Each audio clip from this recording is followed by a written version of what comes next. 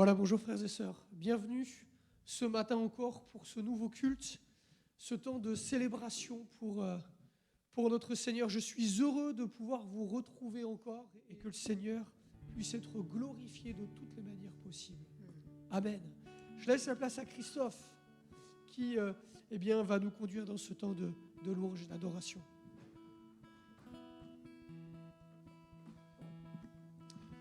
Alléluia, gloire au Seigneur. On va commencer ce culte d'adoration par un texte biblique qu'on va trouver dans l'Évangile selon Jean au chapitre 17.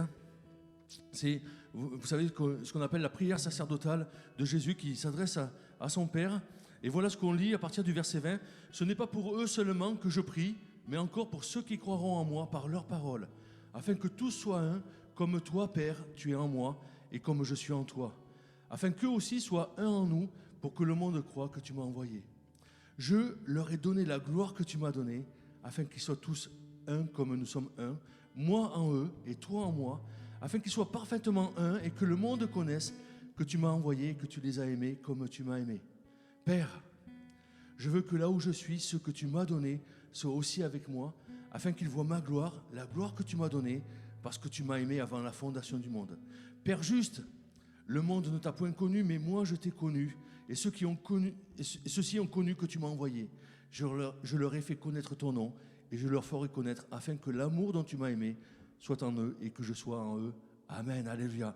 Et ce premier chant va nous parler vraiment de Abba Père, alléluia. Je suis à toi, et on va le chanter de tout notre cœur, avec la grâce qu'on peut avoir dans notre vie de connaître un si grand Dieu, de lui appartenir, de savoir que notre nom est inscrit dans le livre de vie, de savoir qu'un jour, on sera près de lui dans la maison du Père, alléluia, et que déjà par la foi nous y sommes, même si nous sommes sur cette terre, et que nous avons à faire face aux difficultés de cette terre, par la foi nous sommes dans les cieux avec notre Dieu, et nous voulons le louer de tout notre cœur ce matin, en chantant premièrement ce chant bien avant le chant qui créa l'univers.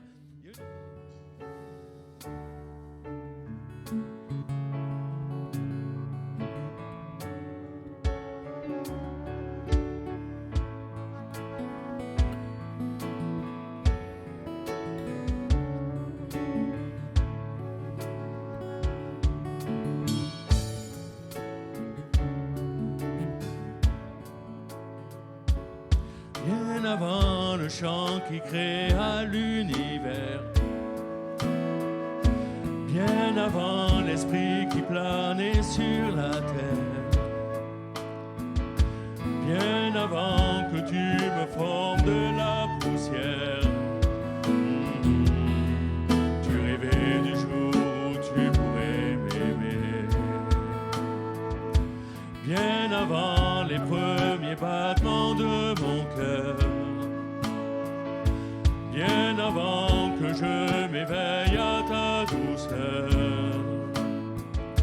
bien avant mes doutes, mes joies et mes douleurs, tu rêvais du jour où je pourrais t'aimer. Tu rêvais du jour où je pourrais t'aimer. Abba Père, je suis à toi. Abba Père, je suis à toi. Abba Père, je suis à toi. Abba Père, je suis à toi. Bien avant que Jésus marche sur la terre, bien avant le Fils qui nous montre le Père, bien avant que les cieux sur moi soient ouverts, tu rêvais du jour où tu pourrais m'aimer. Bien avant que mon péché brise ton cœur, bien avant que coule le sang et la sueur, bien avant les clous, le froid et la douleur, tu rêvais du jour où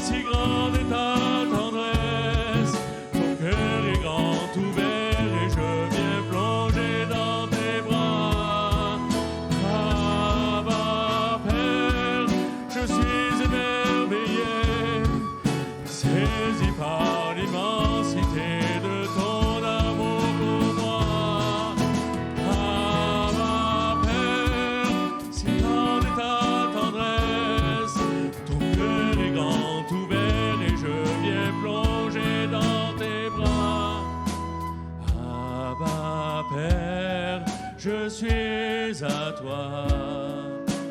Abba Père, je suis à toi. Abba Père, je suis à toi. Abba Père, je suis à toi. Abba Père, je suis émerveillé, saisi par l'immensité de ton amour pour moi. Abba Père, si grande est ta tendresse, ton cœur est grand ouvert et je viens plonger dans tes bras. Abba Père, je suis émerveillé, saisi par l'immensité de ton amour pour moi. Abba Père, si grande est ta tendresse, ton cœur est grand ouvert et je viens plonger dans tes bras. Abba Père, je suis à toi. Abba Père, je suis à toi. Abba Père, je suis à toi. Abba Père, je suis à toi. Alléluia mon Père, je suis à toi. Alléluia. Alléluia Jésus.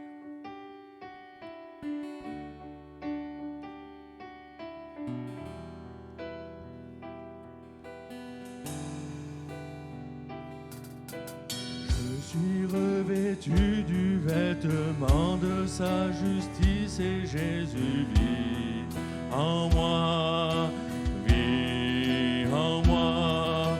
Je suis revêtu du précieux sang du Seigneur Jésus et il vit en moi, vit en moi.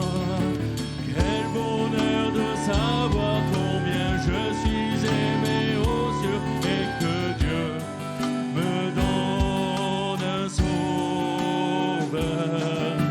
Quand il me regarde, il ne voit plus ce que j'étais, mais il voit Jésus, Jésus. Je suis revêtu du vêtement de sa justice et Jésus vit en moi, vit en moi. Je suis revêtu du précieux sang du Seigneur Jésus et il vit en moi, vit en moi. Quel bonheur de savoir combien je suis aimé aux cieux et que Dieu me donne un sauveur. Quand il me regarde, il ne voit plus ce que j'étais, mais il voit Jésus, Jésus encore. Je suis revêtu du vêtement de sa justice et Jésus vit en moi, vit en moi. Je suis revêtu du précieux sang du Seigneur Jésus et il vit en moi, vit en moi. Quel bonheur de savoir combien je suis aimé aux cieux et que Dieu me donne un sauveur. Quand il me regarde, il ne voit plus ce que j'étais, mais il voit Jésus, Jésus. Quand il me regarde, il ne voit plus ce que j'étais, mais il voit Jésus, Jésus. Alléluia, ton nom est grand, Seigneur. Nous sommes là pour te louer, pour t'adorer. Ton nom est puissant. Alléluia.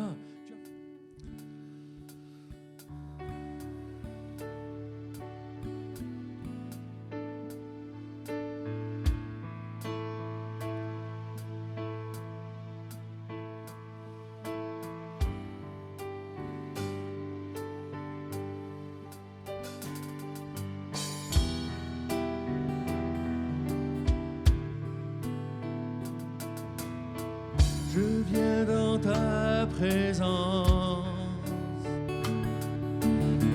Seigneur de l'univers. Rien n'a plus d'importance, rien n'a plus de valeur. Je viens chercher ton cœur, trouver ta volonté, me tenir prosterné en chantant tes louanges. Ton nom est grand, ton nom est saint, ton nom est digne de louange. À toi l'honneur, à toi la gloire, à toi la puissance et la force. Jésus, agneau de Dieu, je viens dans ta présence, déposer mes fardeaux, tout ce qui me retient de m'approcher de toi. Tu es mon bouclier, mon abri, mon seul bien. Vers toi, Seigneur mon Dieu, je veux lever les mains. Ton nom est grand, ton nom est saint, ton nom est digne de louange. À toi l'honneur, à toi la gloire, à toi la puissance et la force. Jésus,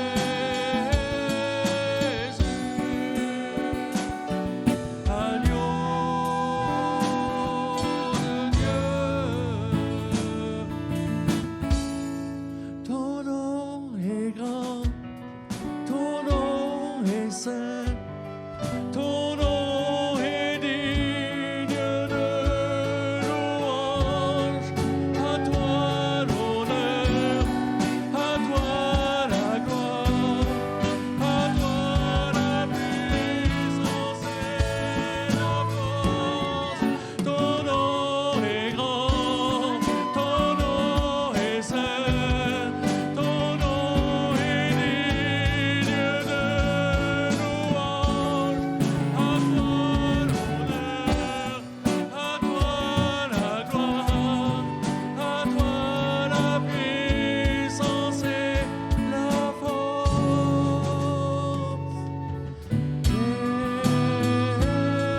Jésus, agneau de Dieu. Alléluia. Seigneur, maintenant, ce moment, il est pour toi. Il est en ton honneur. Il est en se souvenant de ce que tu as fait. Et je veux laisser mon cœur être disposé, ouvert à l'écoute de cette direction, de cette présentation. Et à ce moment précis, me souvenir et vraiment me rappeler, vraiment m'arrêter, vraiment être là et juste être presque présent à la croix. Est-ce que être presque présent à la croix pour vivre ce moment-là, pour voir ce que tu as vécu, pour le comprendre, non pas pour m'apitoyer, non pas pour pleurer des larmes de crocodile, mais des larmes amères sur mon péché. Alléluia. Des larmes de repentance, Seigneur. Ce que tu as vécu pour m'offrir la liberté, c'est grand, c'est puissant. Alléluia. C'est au-dessus de toute chose, pas semblement humaine. Alléluia. venir de ton ciel de gloire, venir sur cette terre, venir et marcher pendant le temps de ton ministère sur cette terre sans jamais pécher, sans jamais commettre de péché. Venir et te présenter devant un tribunal, un jugement indigne de condamnation. Alléluia. Venir et subir le fouet, venir et subir la croix, venir et à ce moment-là précis, sentir que ton Père s'est éloigné de toi pour la première fois, alléluia, parce que le péché était sur toi, parce que tu avais mon péché. Seigneur, oui, des larmes amères coulent sur mon cœur, de mes yeux, alléluia, parce que tu as subi tout ça pour moi. Mais gloire au Seigneur, gloire à mon Dieu, tu es ressuscité, tu vis éternellement pour nous préparer une place dans le ciel de gloire. Et c'est là mon espérance, c'est que tu m'as revêtu de ces vêtements de justice et maintenant tu me prépares une place là où je vais pouvoir m'asseoir. Merci pour mes frères, merci pour mes sœurs qui ont la même espérance que moi, parce que tu l'as fait vivre dans notre cœur. Chaque jour à toi toute la gloire, mon Dieu. Amen, alléluia. Amen. Allez, sans plus attendre, je vais dans ma prédication, on continue cette série de prédications sur le disciple sauvé pour servir. Telle est la vie du disciple de Christ. Parce que c'était le texte de référence dans Matthieu 28, 19 et 20. Nous avons été appelés à faire de toutes les nations des disciples, les baptisant au nom du Père, du Fils et du Saint-Esprit, et à leur enseigner et à observer tout ce que Jésus nous a prescrit. C'est la mission de l'Église. Matthieu 28, 19 et 20, j'ai un petit peu paraphrasé. Voilà, nous nous étions arrêtés sur ce qu'est un disciple qui est celui qui apprend d'un maître quelque science ou quelque art libéral. Se dit aussi de celui qui suit la doctrine d'un autre, qui s'attache à ses principes et à ses enseignements. Nous avons à apprendre du maître, en tout temps. Et je le partageais ce matin, à apprendre en respectant ses enseignements, en respectant ses consignes, mais à apprendre de lui en le regardant. Comment est-ce qu'il a réagi ? Et nous avons aussi à apprendre de notre maître, pas simplement en l'écoutant, mais aussi en le regardant, en apprenant à identifier ce qui l'a animé lui-même et à reproduire aussi sa manière de faire. On avait vu qu'il y avait des caractéristiques, j'en ai relevé 6, voire 7, je ne sais pas la dernière, si je la fusionnerai ou si je la séparais, mais la première des choses, c'est que le disciple doit renoncer à lui-même. On avait vu dans un deuxième temps que le disciple doit s'attacher à son maître et ne pas le renier, ni par ses paroles, ni par ses actions. Nous avons vu dans un troisième temps que le disciple doit devenir dépendant de Dieu. Ça, c'était la semaine dernière. Et ce que j'aimerais vous dire aujourd'hui, pour ce quatrième point, c'est que le disciple doit apprendre. Pour s'attacher à la doctrine, pour pouvoir reproduire la doctrine et les enseignements du maître, il n'y a pas 50 000 manières de faire, il faut apprendre. Et apprendre, ça prend parfois du temps. Moi, on m'a appris lorsque j'étais apprenti, lorsque j'ai été aussi formateur et que je distillais mes quelques connaissances en espace vert, on m'a appris quelque chose, on m'a dit « Rémi, enseigner, c'est répéter. » Et répéter, ça prend du temps. Enseigner, c'est répéter, pas seulement, mais c'est dans la répétition que, l'on finit par apprendre quelque chose. Et d'ailleurs, il se dit aussi que dans l'éducation en général, pour qu'un enfant puisse avoir retenu quelque chose, il faut lui répéter. On m'a appris ce chiffre, je ne sais pas quelle en est la véracité, je vous le livre comme ça.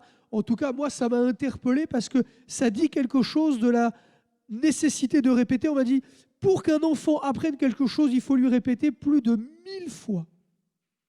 Comme si le principe du cerveau, pour que l'empreinte puisse être indélébile, il faut lui répéter 1000 fois la même chose.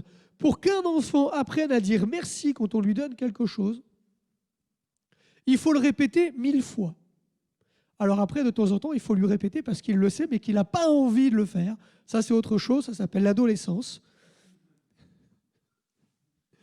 Mais de base, il faut répéter 1000 fois quelque chose à quelqu'un pour qu'il l'apprenne. C'est vous dire, alors comme je dis, je ne sais pas si le chiffre il est exact, s'il est approximatif, mais en tout cas, ça illustre bien cette nécessité de devoir marteler la même chose pour qu'elle puisse être inscrite de manière indélébile dans nos cerveaux. Le disciple doit apprendre. Il doit donc, j'aurai 2 points aujourd'hui, 3 même, il doit donc recevoir un enseignement. Voilà, c'est logique, c'est la base. Et Jésus enseigne ses disciples. Il les enseigne de manière collective, il les enseigne de manière personnelle, il les enseigne en petits groupes, mais Jésus enseigne. Jésus enseigne et il répète. Et il répète. Matthieu, chapitre 5, versets 1 et 2. Je vous invite à ouvrir la Bible avec moi et on va lire ces 2 versets qui posent cela.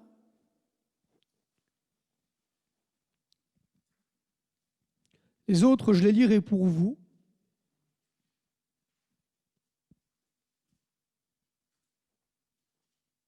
Peut-être pas tous, remarquez.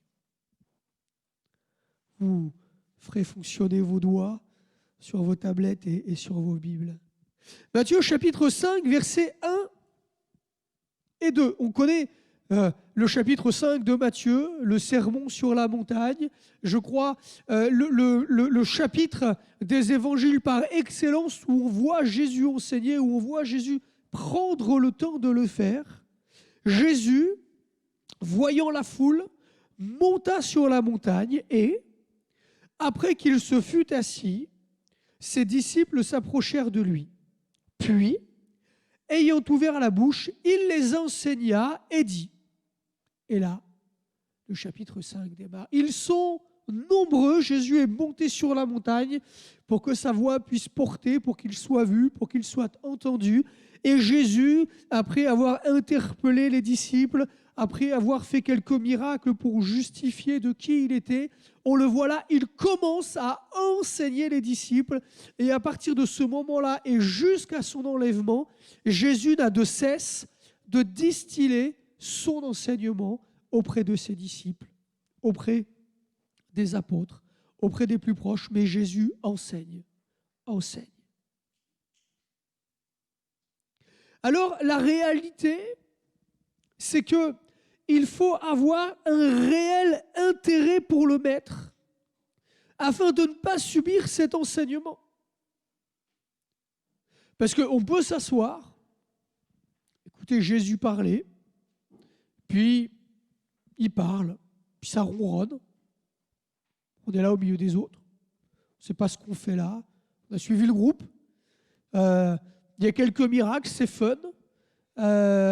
Il y a quelques miracles, c'est jamais, on peut peut-être en bénéficier, alors on est là, et puis en plus Jésus il est à la mode, alors c'est comme on dit, the place to be, c'est là où il faut être, parce qu'il y a tout le monde qui est là, alors bon, on veut être comme les autres, et puis on écoute l'enseignement, mais on n'a rien compris, et puis on n'a pas un grand intérêt, même si ça ne nous fait pas de bien, ça ne nous fait pas de mal, alors on est là, et puis il ne se passera rien. Il ne se passera rien. J'ai même envie de dire, mais ça ne sert à rien en fait. On perd notre temps. Ceux qui font ça perdent leur temps. Puisque demain, un autre homme, une autre femme charismatique vont se lever et puis ils vont le suivre, vont faire pareil. Et puis, mais rien ne va changer dans leur vie. Et la réalité, j'espère que vous serez d'accord avec moi, c'est que les enseignements de Jésus-Christ, lorsqu'ils sont mis en pratique, ils changent une vie. Amen. Ils changent une vie. Ça transforme une vie. Ça peut paraître bizarre. Je discutais il n'y a pas très longtemps avec quelqu'un et qui m'interrogeait sur ma foi. Et je disais, mais la réalité, c'est que pour moi, les enseignements de Christ, ils ont changé ma vie. Alors la personne dit, ok, je te comprends. Bon, moi, je ne crois pas. Pour moi, je respecte, mais je ne crois pas. Je dis, oui, mais c'est vrai. Mais la réalité, c'est que pour que ces enseignements ils changent une vie, il faut en avoir le désir. Il faut avoir envie d'autre chose. Il faut rechercher peut-être un absolu. Il faut rechercher quelque chose d'autre que ce monde ne peut offrir. Mais si on se contente et qu'on s'épanouit dans ce que ce monde peut offrir, alors oui, la réalité, c'est que la foi, elle ne sert à rien. C'est parfois dur de constater ça. Et cette personne avec qui je discutais, eh bien, aujourd'hui, il ne lui sert de rien que je lui parle de Jésus, là, au moment où je vous parle, parce qu'elle n'en a aucun intérêt. Alors, je ne vais pas m'avouer vaincu comme ça. Je vais le laisser tranquille. Mais puisse le Seigneur me permettre de témoigner qu'il y a quelque chose de plus qui lui manque dans l'évangile que j'ai reçu et que je pourrais peut-être après lui apporter. Mais voyez, cet homme-là, si je le fais asseoir au milieu des disciples et puis que je commence à parler, à l'enseigner, il va perdre son temps et je vais perdre le mien. Et puis, au bout d'un moment, il va faire partie de la foule qui s'amenuise et on voit, Matthieu 5, la foule est nombreuse à suivre Jésus, très nombreuse, mais à la fin de son ministère, ils ne sont plus aussi nombreux. Ils étaient des centaines, des milliers à suivre Jésus au début, et à la fin, Christ n'en trouve plus que 70 à envoyer pour chasser les démons. Alors, je ne sais pas combien ils étaient au final, mais on ne parle plus en centaines et en milliers de disciples, contrairement au début. 5000 hommes, comment on va les nourrir? Et les Juifs, peut-être vous le savez ou pas, mais lorsqu'ils comptaient 5000 hommes, ils comptaient vraiment que les hommes. Ils ne comptaient pas les femmes et les enfants qui les accompagnaient. Et certainement que lorsqu'ils comptaient 5000 hommes, il y avait aussi des femmes et des enfants qui étaient là, des familles. J'imagine qu'il n'y avait pas que des hommes qui avaient été touchés par Jésus. D'ailleurs, on le voit, il y a des femmes qui suivent Jésus. Plus de 5000 personnes, peut-être 10 000 encore, on ne sait pas le nombre exact, qui étaient là à suivre Jésus. Et à la fin, à peine 70 qu'il a pu envoyer. Il y en a plein, ils étaient là, ils écoutaient, ils recevaient un enseignement, mais ils n'en avaient rien à y faire. Dieu ne nous oblige en rien de suivre l'enseignement. On a pour habitude dans les églises de compter les chrétiens engagés et ceux qu'on appelle les sympathisants. Alors j'espère, là encore, que dans nos esprits, il n'y a rien de péjoratif. Parce que il n'y a rien de péjoratif à être un sympathisant. Ça illustre le fait qu'on a remarqué qu'il y a des gens au milieu de nous qui sont avec nous parce qu'ils s'y sentent bien, mais qu'ils n'ont pas eu les désirs encore de s'engager avec Jésus. Alors, certains d'entre eux, qui sont dans une vraie démarche sincère, ils ont besoin de temps et ils sont sympathisants au sens de ils sont bien avec nous, et puis ils vont, parce qu'ils en ont le désir, eh bien, faire cette expérience un jour du salut et de la nouvelle naissance. Et puis d'autres n'en ont pas plus que ça le désir, ils font partie de ceux qui restent. Ils sont bien, c'est chauffé, la musique est plus ou moins agréable, les gens sont sympas. Alors, quitte à aller faire la marche dimanche matin, aller au foot, aller aux boules, aller à la couture ou je ne sais pas quoi, après tout, ils sont bien, ils sont là et puisse le Seigneur les bénir. Mais pour eux, ça ne sert à rien. Si tu ne veux pas à un moment donné passer ce cap-là, tu es le bienvenu, tu es la bienvenue au milieu de nous. Mais moi je voudrais te poser cette question. Est-ce que tu as réellement le désir de devenir un disciple de Jésus ou pas? Si tu ne le veux pas, eh bien écoute, tu es toujours le bienvenu ou la bienvenue au milieu de nous, mais ça ne sert pas à grand-chose ce que tu vis. Reste et on va prier pour que Dieu puisse manifester son amour et sa gloire devant tes yeux, mais ça ne sert à rien. Alors, et toi, peut-être qui t'es donné à Jésus, qui est passé par les eaux du baptême, qui prend la Sainte Seine avec nous, qui participe à la vie d'Église, mais quand même, je te pose cette question, est-ce que tu es prêt, prête à recevoir cet enseignement. Tu t'es attaché à Jésus, enfin je l'espère, et tu veux devenir dépendant de Dieu, tu veux avoir ces mêmes sentiments, mais pour cela, il te faut recevoir cet enseignement et le recevoir d'une manière active, le mettre en pratique. Désirer revenir et te dire qu'il y a quasiment presque à chaque fois, et normalement il devrait y avoir à chaque fois que tu entends la parole de Dieu, et y avoir quelque chose qui peut te bénir. Veux-tu réellement être un disciple? Si tu veux être un disciple, alors tu vas recevoir un enseignement. Et je conclurai sur ce premier point. Un disciple, il est enseigné jusqu'à son dernier souffle de vie. Alors Jésus a eu un ministère sur la terre qui a été limité dans une temporalité, mais il nous a envoyé ensuite le Saint-Esprit, et le Saint-Esprit continue son œuvre. On l'a vu hier avec les jeunes, il est celui qui nous conduit dans toute la vérité. Ça veut dire que le Saint-Esprit continue le travail d'enseignement qui a été démarré par Jésus-Christ. Et il faut accepter que ce travail continue de se faire jusqu'à la fin.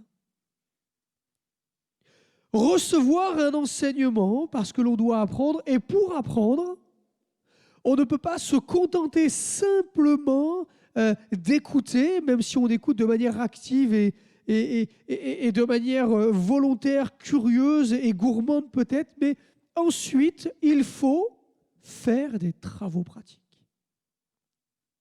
Les disciples qui ont reçu l'enseignement de Jésus-Christ, ils ont été faire des travaux pratiques.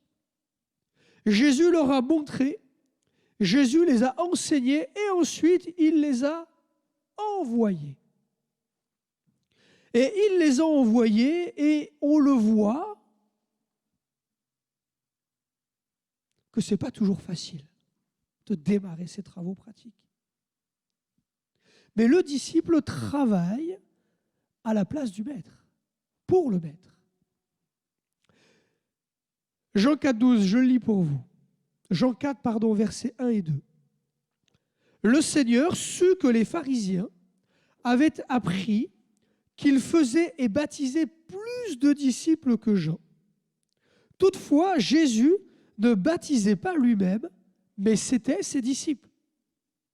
Jésus a été baptisé, il a enseigné les disciples à être baptisés, et ensuite il leur a dit, maintenant, allez baptiser d'autres disciples. Et ce n'est pas le maître qui faisait, c'est les disciples qui étaient déjà au travail.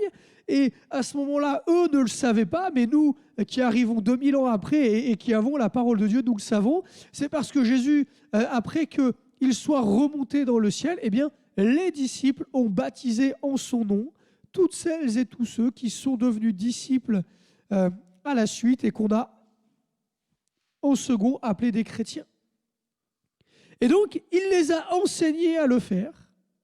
Et ensuite, il les a mis au travail pour le faire. Et c'était les disciples qui baptisaient au nom de Jésus. Un peu plus loin, Luc chapitre 9, verset 2, il les envoya prêcher le royaume de Dieu et guérir les malades. Jésus, on le voit au début de son ministère, c'est lui qui prêche, c'est lui qui guérit les malades. Et lorsque ses disciples sont suffisamment enseignés, ensuite il les envoie eux-mêmes. Allez-y. Il les qualifie et il les envoie. Et les disciples, eh bien, ils travaillent pour Jésus au nom de Dieu. Après cela, encore un autre texte dans Luc 10, verset 1er. Le Seigneur désigna encore 70 autres disciples et il les envoya 2 à 2 devant lui dans toutes les villes et dans tous les lieux où lui-même devait aller. Les disciples là deviennent même les précurseurs de Jésus-Christ. Jésus leur fait tellement confiance qu'il les envoie en premier. Et pour moi, je dis c'est de la confiance parce que si les disciples viennent en quelque sorte faire un contre-travail, et que Jésus arrive après, qu'est-ce qui se passe? Et non, Jésus a suffisamment confiance en eux, dans l'enseignement qu'ils ont reçu, qu'ils ont écouté. Il a suffisamment confiance, et il a bien raison, dans le Saint-Esprit qu'il leur a donné, pour pouvoir les envoyer travailler à sa place en son nom et préparer le terrain de sa venue. Les disciples font des travaux pratiques. Jésus les enseigne et Jésus leur dit « Maintenant, allez-y ». Et ça, il faut le comprendre. Tu ne peux pas être un disciple et te contenter d'être assis sur ta chaise et de te laisser enseigner. Tu n'es pas un disciple si tu fais ça. Il y a un moment donné où il faut se mettre au travail. De quelque manière que ce soit. Selon tes qualités, selon tes compétences, selon ce que tu penses que Dieu t'a appelé, selon ce qu'il y a sur ton cœur. Mais il faut se mettre au travail.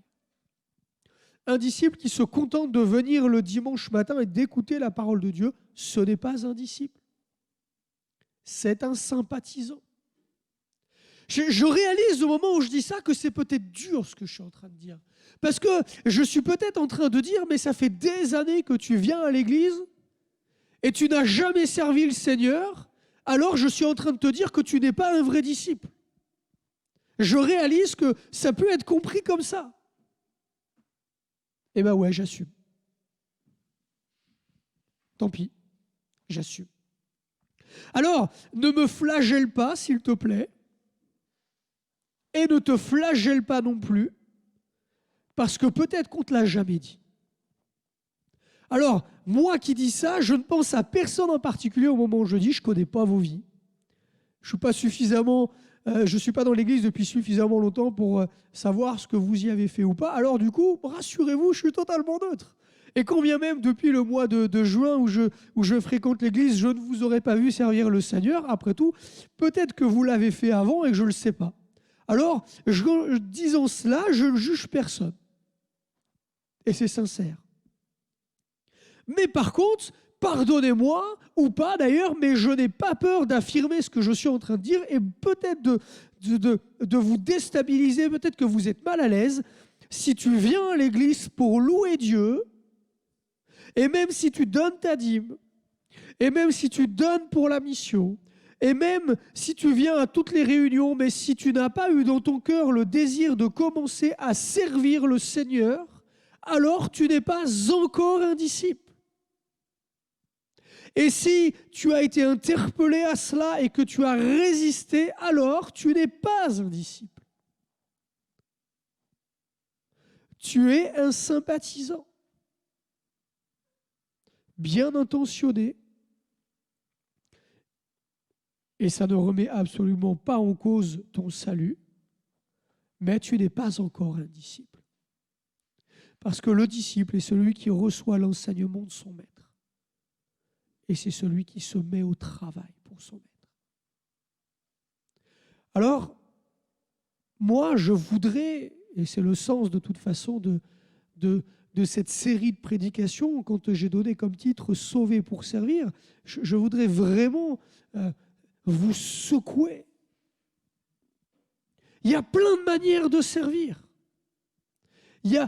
Peut-être que tu le fais déjà et que tu t'en rends pas compte. Demande au Saint-Esprit. Peut-être que tu le fais sans le savoir. Il y a plein de manières de servir. Servir Dieu ne veut pas forcément dire être celui ou celle que l'on voit. Servir Dieu, ça ne veut pas forcément dire faire quelque chose d'extraordinaire, de grandiose, qui nécessite des grandes compétences techniques, d'être un orateur, d'être persuasif, d'avoir une prière extraordinaire dont tout le monde a vu les exaucements. Non, ce n'est pas ça. Servir Dieu, c'est accepter de participer à la vie d'Église, à sa croissance et à la propagation de l'Évangile. Mais si tu as reçu un enseignement, il est temps de commencer tes travaux pratiques. Parce que ça m'amène à mon troisième point, les disciples, bien que Jésus les ait envoyés devant lui, travailler en son nom, ils n'ont pas été opérationnels tout de suite. La réalité, c'est que les travaux pratiques, ils servent à une chose. Et ce sera mon troisième point, se tromper. Ça, c'est dur. Parce qu'il faut accepter. Hein, Christophe?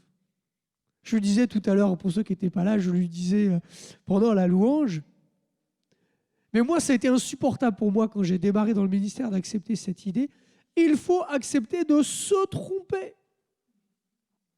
Les disciples se sont trompés.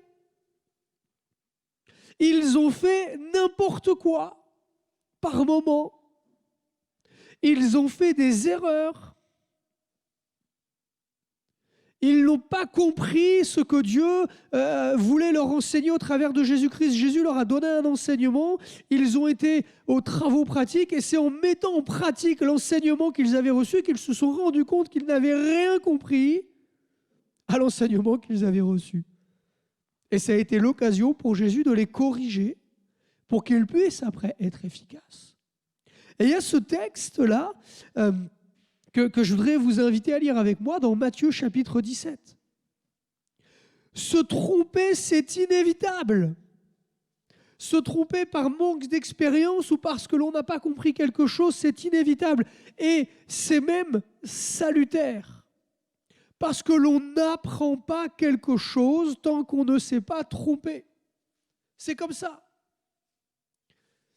C'est notre nature humaine, elle est ainsi. Et tant que vous ne vous êtes pas trompé dans un domaine, alors vous savez que vous n'avez pas encore tout compris. Parce que se tromper, ça nous amène à quoi? Ça nous amène à notre limite. Et quand on a pris conscience de notre limite, alors le Seigneur peut nous emmener au-delà de notre limite et nous amener à entrer dans la dimension surnaturelle de son service. Et c'est là qu'on le voit à l'œuvre. Tant que je ne me trompe pas, je sers avec mes forces, c'est moi. Quand je me suis trompé et que le Seigneur me permet de dépasser ça, alors je peux dire, maintenant Seigneur, c'est toi. Matthieu, chapitre 17, verset 15. Il y a un homme qui vient vers Jésus et qui lui dit, Seigneur, aie pitié de mon fils qui est lunatique et qui souffre cruellement. Il tombe souvent dans le feu et souvent dans l'eau. Je l'ai amené à tes disciples et ils n'ont pas pu le guérir. Ah! Paf! Incompétence des disciples. Alors que juste avant, on a dans Matthieu et dans Luc, il les envoya prêcher le royaume de Dieu et guérir le malade. Jésus désigna 70 disciples et il les envoya 2 à 2 devant lui dans toutes les villes, dans tous les lieux où il devait lui-même aller. Et si vous remontez un peu plus loin dans ces 2 textes, notamment de Luc 9, verset 1er, il est dit qu'il leur communiqua le Saint-Esprit et il leur donna le pouvoir de guérir et de chasser les démons et il les envoie. Et là, il y a cet homme qui vient dire, mais tes disciples n'ont pas pu le guérir. Ils ont raté, ils se sont trompés. Ils ont manifesté une incompétence malgré l'enseignement qu'ils ont reçu, malgré le fait qu'ils aient vu Jésus-Christ le faire, malgré le fait que Jésus les ait qualifiés pour le faire et qu'il les ait mandatés pour le faire. Les disciples y font et paf, ça rate. Et Jésus leur dit, mais race incrédule et perverse, jusqu'à quand serai-je avec vous? Jusqu'à quand vous supporterai-je? Amenez-le-moi ici. Jésus parla sévèrement au démon qui sortit de lui, et l'enfant fut guéri à l'heure même. Alors, les disciples s'approchèrent de Jésus et lui dirent en particulier, « Oh, moi j'imagine la tête des disciples. Moi je serais tellement péteux en allant voir Jésus. Tellement, oh là là, Seigneur, mais je ne sais pas, moi j'ai été apprenti. Et je me souviens sur les chantiers, quand mon chef il a commencé à me donner des tâches tout seul, des responsabilités. J'étais apprenti en BTS, donc j'étais apprenti chef de chantier à 19 ans. 19 ans, c'est tôt pour ce genre de fonction. Trop tôt en ce qui me concerne, mais n'empêche que voilà, j'étais apprenti et je me souviens de quelques fois où j'ai fait une bourde et j'ai fait faire à mes ouvriers une erreur phénoménale et tous les arbres que je devais planter n'étaient pas plantés au bon endroit. Alors non seulement c'était une erreur parce que c'était pas ça, mais derrière il y avait des machines, il y avait du temps passé, il y avait parce que les arbres à la rigueur on les déplante, on les replante, c'est pas grave. Non, mais j'avais fait travailler les machines pendant une journée complète, j'avais fait déplacer de la terre, des cailloux, et c'était décalé de quelques mètres, mais c'était pas. Oh, comment j'étais mal. Ah là là là là. Race incrédule. J'imagine les disciples. Oh, aïe, aïe, aïe, aïe, le Seigneur Jésus. C'est le Fils de Dieu. Ils savaient que c'était le Fils de Dieu. Et Jésus se met en colère. Il n'est pas content, Christ, là.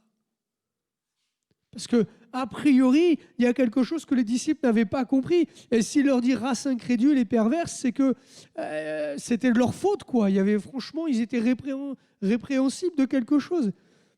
Ah, Seigneur. Mais c'est comme ça. C'est comme ça qu'on apprend. C'est comme ça qu'on apprend l'humilité. Si Jésus leur avait dit « Oh, c'est pas grave, c'est pas de ta faute », vous croyez qu'ils auraient appris quelque chose? Non, ils n'auraient pas appris. Ils auraient dit « Bon, c'est pas de notre faute, on va recommencer pareil. » Parce que c'était pas de notre faute. Et puis on reproduira la même bêtise parce que c'était pas de notre faute. Pardonner n'est pas excuser. Jésus les excuse pas. Vous n'avez rien compris. Vous êtes à côté de la plaque. Vous êtes nuls. C'est de votre faute. Alors il s'approche de Jésus. En particulier, vous avez vu, il vient en aparté. C'est bien la preuve que c'est pas facile de se tromper. Pourquoi n'avons-nous pas pu chasser ce démon? Et Jésus leur dit, c'est à cause de votre incrédulité. Je vous le dis en vérité, si vous aviez la foi comme un grain de sénévé, vous diriez à cette montagne, transporte-toi d'ici, et elle se transporterait. Rien ne vous serait impossible. Jésus les interpelle sur quelque chose, c'est qu'il leur manque de la foi. Il faut oser y aller. Spéciale dédicace pour quelqu'un. Il faut oser y aller. Et la foi, si Dieu t'a appelé, si Dieu t'a confirmé, vas-y. Vas-y par la foi. Et puis après, Jésus leur révèle que c'est un démon particulier qui a besoin. C'est difficile parce que des fois, Jésus, il nous laisse nous tromper et il nous donne la réponse après. Le Seigneur est comme ça. Parce que justement, comme on est incrédule et pervers, ça veut dire qu'il détourne les choses pour les ramener toujours à son avantage. Le pervers est celui qui va manipuler les choses et les gens pour ramener toutes les situations à son avantage. Et de nature, nous sommes comme ça. Alors Jésus a fait ça avec les disciples et le Saint-Esprit aujourd'hui encore le fait pour nous. Il nous laisse nous tromper pour que nous puissions saisir vraiment nos limites et que nous puissions comprendre qu'il ne s'agit pas de nous. C'est dans mes faiblesses que je suis fort, dit Paul. Pourquoi? Parce que c'est lorsque je suis faible et que je suis incapable que Jésus prend le relais, que le Saint-Esprit prend le relais. Et alors, ce que je deviens capable de faire, je peux dire que ce n'est pas moi. C'est inévitable de se tromper. C'est une bonne chose. On n'apprend jamais autant que quand on se trompe. On ne grandit jamais autant que lorsqu'on se trompe. Alors n'ayez pas peur. Si c'est ce qui vous a arrêté lorsque vous aviez peut-être envie de servir le Seigneur ou lorsque vous y avez été interpellé par le Saint-Esprit, eh bien écoutez, c'est comme ça.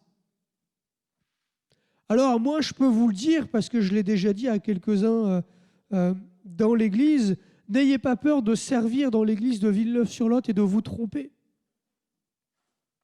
Personnellement, ce n'est pas moi qui vous jetterai la première pierre. En tant que pasteur, je serais trop heureux de voir tout le monde au service. Et j'accepte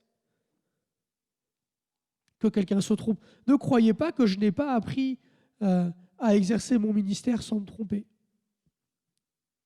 Je me suis trompé. l'église de Beauvais a dû user de patience envers moi au début. Parce que j'ai commis des bourdes, j'ai commis des erreurs. Et si c'était que dans mes prédications, ça c'est rien. Et parfois dans ma manière d'accompagner les gens, de les conseiller, j'ai commis des erreurs phénoménales, des bourdes incroyables. Et heureusement que le frère qui était là, il a pu rattraper certaines choses parce que si ça avait été que moi, là, les pauvres frères et sœurs de l'église de Beauvais, ils ont été patients. Alléluia, que le Seigneur les bénisse. Alors, n'ayez pas peur de servir aujourd'hui dans l'église de Villeneuve. Je n'oublie pas que moi, j'ai commis des erreurs et je ne vous reprocherai jamais d'en commettre. C'est comme ça. Mais je préfère prendre le risque que quelques-uns d'entre vous, vous commettiez des erreurs dans ce que vous faites parce que je sais que le Seigneur va travailler vos cœurs, il va vous qualifier, il va vous apprendre et vous allez devenir propre à servir le Seigneur, vous allez devenir belle, devenir beau dans votre service. Et si pour ça, il faut que je puisse corriger 2-3 erreurs, mais c'est rien. C'est rien. Alors il faudra que nous aussi, dans les rangs de l'Église, on donne le droit à l'autre de faire des erreurs. Il faudra que toi qui es assis au milieu, tu acceptes que celui qui est assis à ta gauche, il puisse faire quelques erreurs. Et toi-même, tu feras des erreurs et celle qui est assise à ta droite, eh bien, elle pourra dire, c'est pas grave.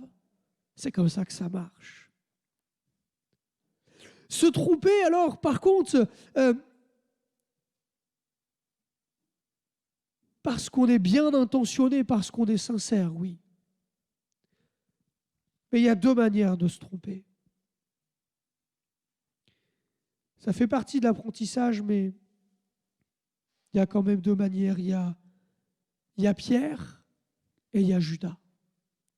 Pierre et Judas se sont tous les 2 trompés, mais ils ne se sont pas trompés de la même manière.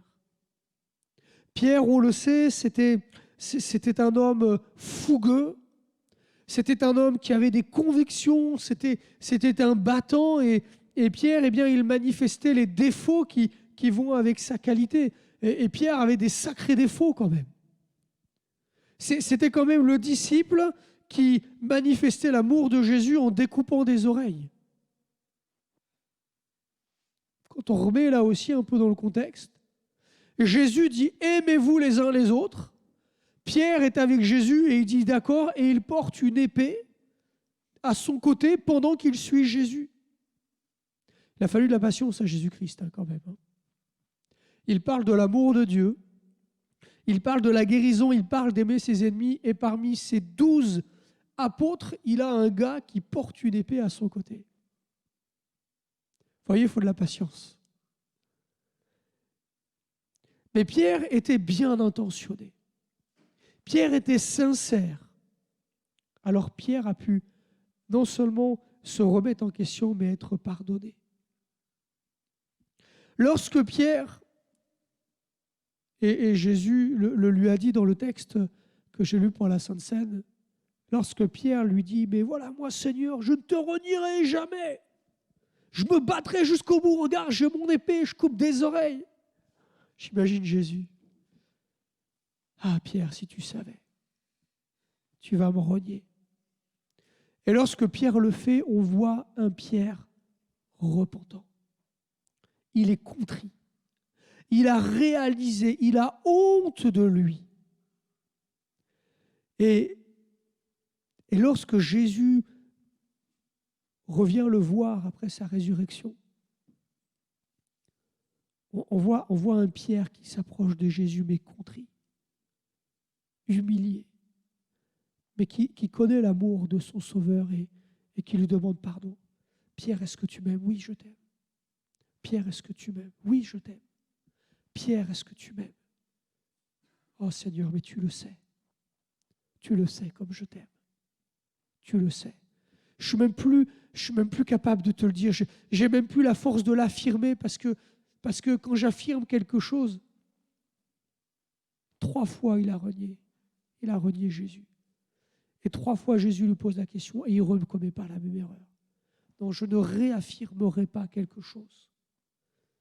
Parce que je sais que je ne peux pas le dire. Mais toi, Seigneur, tu sais, tu connais mon cœur.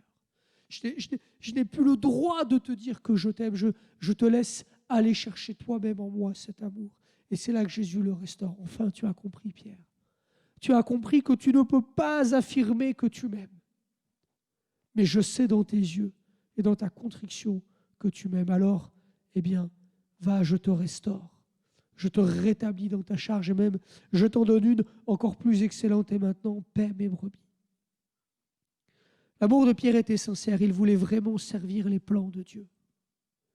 Et Pierre fait partie de ceux comme David qui n'ont jamais commis 2 fois la même erreur. Ils ont été jusqu'au bout de leur erreur, mais ils n'ont pas recommencé. Pierre a renié Christ, mais il ne l'a pas renié. 3 fois parce que c'était le processus, mais une fois qu'il a réalisé qu'il l'avait renié, il n'a plus jamais recommencé. Et à côté, il y a l'amour de Judas. L'amour de Judas, il était pour lui-même. Il était pour le monde, pour la renommée et l'argent. Mais il n'était pas pour Jésus. Judas est pris de remords quand il réalise, vous le trouverez dans le chapitre 27 de Matthieu, il est dit que Judas, réalisant que Jésus allait être condamné, il est pris de remords et il va vers les sacrificateurs pour leur dire mais reprenez votre argent, ce que j'ai fait n'est pas juste. Il dit non, mais c'est pas notre problème, garde ton argent, débrouille-toi avec ta conscience. Et Judas, il part, il est brisé, il jette l'argent et il va se suicider. Judas est pris de remords. Qu'est-ce que je fais? Mais il ne va pas demander pardon à Christ. Il aurait pu s'approcher de Jésus et demander pardon. Il aurait pu attendre et laisser l'humiliation de son péché faire son œuvre en lui. Et je suis certain que Jésus serait venu le voir. La prophétie à laquelle fait référence Pierre dans Actes 1er, la prophétie, elle parle du fait que l'un d'entre eux allait trahir Jésus, mais elle ne dit rien quant à ce qu'il allait advenir de celui-là. La prophétie ne dit pas que Judas allait devoir mourir à cause de sa trahison. La prophétie ne dit pas de quelle manière Judas allait mourir. Elle dit juste qu'il allait le trahir et que l'argent de la trahison allait servir à autre chose. Judas était pris de remords. Mais ça ne l'a concerné que lui-même. Il le faisait pour lui. Quelle sera ma renommée? Oh, qu'est-ce que j'ai fait? Et pas qu'est-ce que je lui ai fait. Qu'est-ce que j'ai fait? Qu'est-ce qu'on va dire de moi? Moi, le traître. C'est insupportable d'être traître, alors je me donne la mort. Je ne veux pas subir la conséquence dans les yeux des autres de mon opprobre. Je ne peux pas tolérer cela. Pierre a accepté.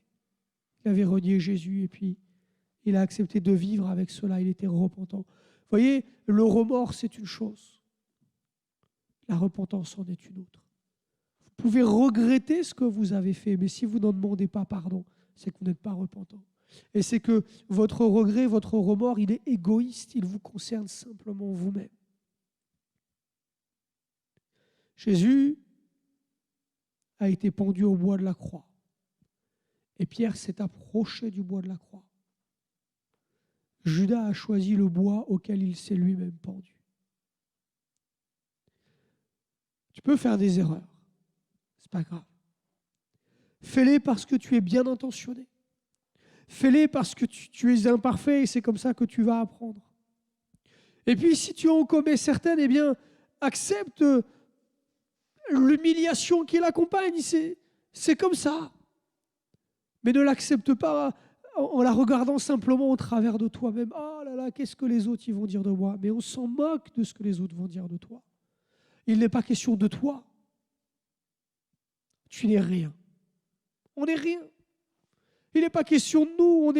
On est dédié à la colère de Dieu. On est des pécheurs.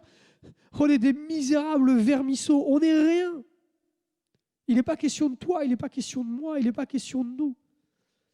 Mais plutôt, mais qu'est-ce que j'ai fait et en quoi ça va empêcher ton œuvre de se faire, Seigneur, pardon. Tant pis pour mon humiliation, Seigneur, tant pis, mais que cela n'altère pas le témoignage. Tant pis, Seigneur, parce que je me suis trompé et puis ben voilà, je passe pour un gros nul. Je passe pour une incompétente, pardon. Mais transforme-moi maintenant, je veux que ça porte du fruit. Parce que ce sera mon 4e et dernier point.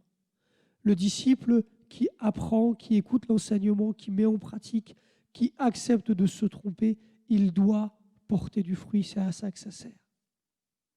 Si vous demeurez en moi et que mes paroles demeurent en vous, demandez ce que vous voudrez, cela vous sera accordé. Si vous portez beaucoup de fruits, c'est ainsi que mon Père sera glorifié et que vous serez mes disciples. Ouais. On ne demande pas pour se faire plaisir. On ne demande pas pour nos besoins. On ne demande pas parce qu'on a envie. On ne demande pas pour les besoins des autres. On demande pour porter du fruit afin que le Père soit glorifié. Les disciples, ils n'ont rien compris quand ils ont chassé le démon. Ils ne l'ont pas demandé pour les bonnes raisons. Ils n'avaient pas la foi. Alors ça n'a pas marché. Et puis après, on voit Pierre, Jean, on voit les autres disciples, on voit Paul, et même d'autres disciples qui seront plus tard appelés des chrétiens, qui ont compris qu'il ne s'agit pas de faire des miracles pour soi. « Hey, t'as vu, je suis un disciple de Jésus, je fais des miracles !» Mais ce n'est pas de ton approbation dont il est question. Pardonnez-moi, mais on n'en a rien à faire que tu sois capable de te faire des miracles ou pas. On n'en a rien à faire que tu sois validé comme étant un disciple efficace. J'en ai rien à faire qu'on reconnaisse mon ministère et qu'on dise « Ah, Rémi, il est ceci, Rémi, il est cela. » Ça, on s'en moque en fait. On n'est rien. Demain, on va tous mourir. Qu'est-ce qui va rester de nous? Une photo sur un buffet. Dans 3 générations, même pas. Dans 2 générations, la photo, elle est mise dans le grenier. Il ne restera rien de nous. Une épitaphe sur une pierre tombale. Notre femme, notre époux, nos enfants, peut-être, ils vont y aller, et puis les petits-enfants, ils n'iront plus. Il ne restera rien de nous, on est rien. Notre approbation en tant que disciple, ça ne sert à rien. Mais par contre, que ce que je fais porte du fruit pour que les gens disent « Ah, oui, Dieu existe. » Alors là, ça sert de quelque chose. Les disciples, comme Pierre, ils ont dû accepter d'en passer par là. Pierre, t'es rien. T'es un renégat. T'es un renégat, tu m'as renié. T'es un traître. T'es pas mieux que Judas, Pierre. Tu m'as renié. Ok, Seigneur, pardon. Tu sais que je t'aime malgré tout. Pardon pour ma faiblesse, mon inconséquence. Pardon parce que j'avais rien compris, Seigneur, mais tu sais que je t'aime. Tu le sais, Seigneur. Et là, alors, les choses, elles changent. Alors, je m'arrête là. Que le Seigneur vous bénisse. Passez une excellente semaine. Laissez le Saint-Esprit travailler vos cœurs encore. Et levez-vous pour la gloire de Dieu. Amen.